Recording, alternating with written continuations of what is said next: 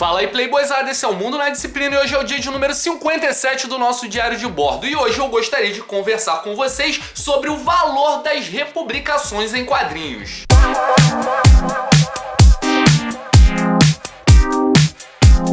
Acontece que no último vídeo que eu lancei, um rapaz JDragon66, acredito que seja um rapaz, botou um comentário dizendo que aquilo que eu estava falando sobre os mangás de samurais era tudo atrasadaço e que as pessoas que acompanham quadrinhos há muito tempo só estão comprando essas republicações por causa do material, por causa do papel melhor. Falou também que nós youtubers tratamos essas republicações como se fossem lançamentos ou novidades quando não são novidade alguma.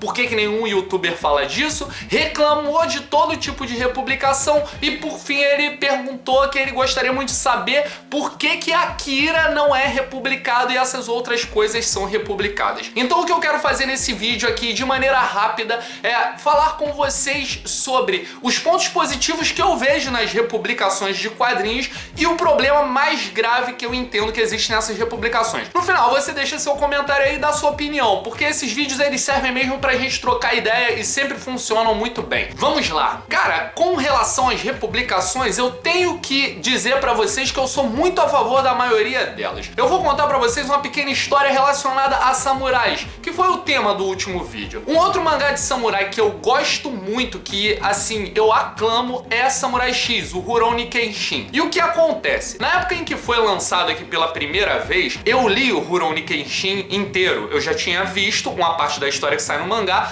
no anime, mas eu consegui ler no mangá. Ah, Vidal, você tem a coleção de Rurouni Kenshin? Não tenho. Acontece que eu tava fazendo pré-vestibular e um grande amigo, o Paulo, abraço Paulo, ele comprava o mangá do Samurai X. Ele tinha condições. Eu, infelizmente, na época eu não podia. Mesmo que eu quisesse, eu não podia comprar. O que acontecia é que o Paulo que comprava esse mangá, cada edição que comprava, ele lia, aí ele emprestava pra mim, eu lia, ele emprestava pra um outro amigo nosso, na verdade pra dois irmãos, eles liam e emprestava ainda para um outro e por fim ele pegava de volta e botava lá na coleção. Então acabava que um cara que tinha condições de comprar, ele comprava e todo mundo lia, mas na verdade a gente lia só emprestado, não era porque a gente era deitão, é porque a gente não tinha grana mesmo na época de vestibular. E cara, quando você tem que meio que se bancar na época de escola, na época de vestibular, na época de faculdade, muitas vezes não sobra dinheiro para essas diversões supérfluas. Então, quando a gente tem a oportunidade de ter um amigo como eu tive, o Paulo, a gente agradece muito. O fato é que quando uma coisa dessa que você gosta muito, ela é republicada na época em que você tem condições de comprar, por exemplo, eu voltei a colecionar tem uns 2 anos. Antes, eu não podia colecionar porque eu não tinha tanta estabilidade financeira assim. Agora eu posso fazer isso confortavelmente. As republicações servem para eu pegar os materiais até que eu ouvi falar, ou que eu conhecia da época, que eu posso ter lido por outro meio, pegando emprestado com alguém e que eu não tinha condições de comprar, mas que eu quero ter na minha coleção. Então pra mim isso é muito legal. Um outro fato são materiais que, por exemplo, eu era moleque e eu não achei interessantes e hoje eu sei que são muito bons. Quando foi lançado o Watchmen aqui em formato de mensagem, quando foi lançado aqui Cavaleiro das Trevas, quando foi lançado Sandman, eu não me interessei, eu era molequinho. Eu lembro desses anúncios inclusive nos formatinhos que eu comprava e eu não quis comprar. Hoje em dia, com as republicações, eu posso estar tendo acesso a esses materiais também. Um outro ponto é a molecada nova, cara, que não tava aí nem solta no mundo na época que várias coisas foram lançadas ou foram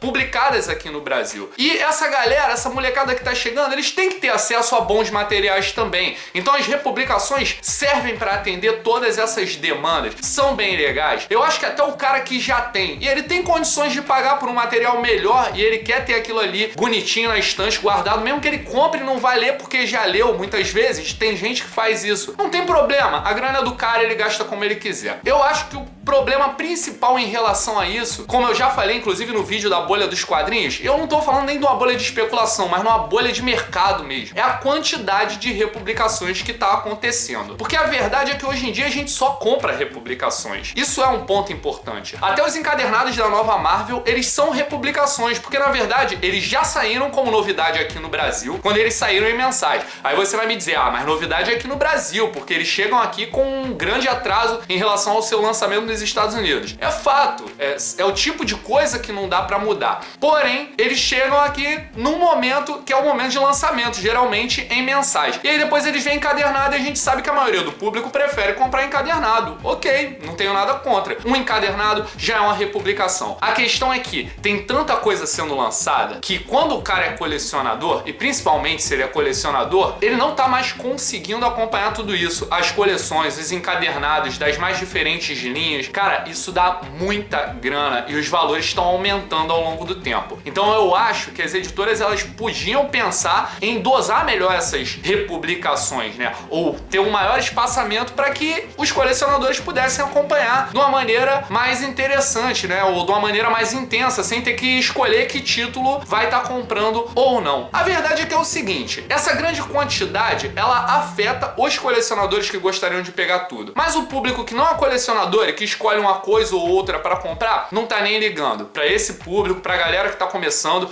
é bom que tenha quanto mais material, melhor. E aí eles se divertem muito com isso. A preocupação que eu trago aqui é a seguinte, o risco que a gente tem é de ter muito material nas prateleiras, muita coisa disponível e a gente não ter um público tão grande, mesmo que não seja colecionador, para poder estar absorvendo esse material todo. Se a oferta de produto continuar crescendo demais e o público não crescer no mesmo ritmo, pode ser que a bolha estoure sim. Obrigado por assistir, se você ficou aqui até agora, deixa aquele like sagaz, se não é inscrito, inscreva-se no canal, deixe seu comentário aí embaixo que isso é muito importante, eu quero saber o que você acha dessa questão das republicações. Lembrando que valor não é a mesma coisa que preço. Tá favorita? Aperta lá no sininho pra você ficar sabendo quando tiver vídeo novo. Tô na correria aqui, mas o Na Disciplina não morreu. Nunca esqueça, eu sou Cristiano Vidal, esse é o Mundo na Disciplina.